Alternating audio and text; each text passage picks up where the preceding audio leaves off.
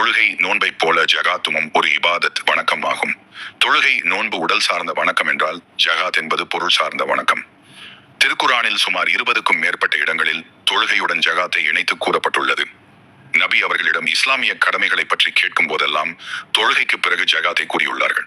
நபியின் மரணத்திற்கு பிறகு சிலர் ஜகாத் கொடுக்க மறுத்த போது முதல் கலீபா அபூபக்கர் ரலியல்லாஹு அன்ஹு அவர்கள் தொழுகையையும் ஜகாத்தையும் பிரித்து பார்க்கும் பிரிவினைவாதிகளை சும்மா விட மாட்டேன் என கூறினார்கள்.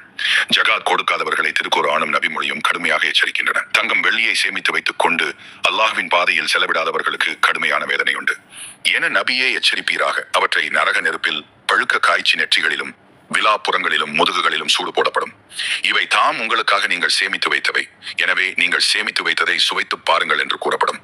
மேலும் அல்லாஹ்வின் தூதர் அவர்கள் கூறினார்கள், அல்லாஹ் ஒருவருக்கு செல்வத்தை வழங்கி அவர் அதற்குரிய ஜகாத்தை செலுத்தவில்லையானால் மறுமையில் அவரது செல்வம் தலைவழுக்கையான கொடிய நஞ்சுடைய பாம்பாக அவருக்கு காட்சி தரும். அது அவரது கழுத்தில் மாலையாக சுற்றி கொள்ளும்.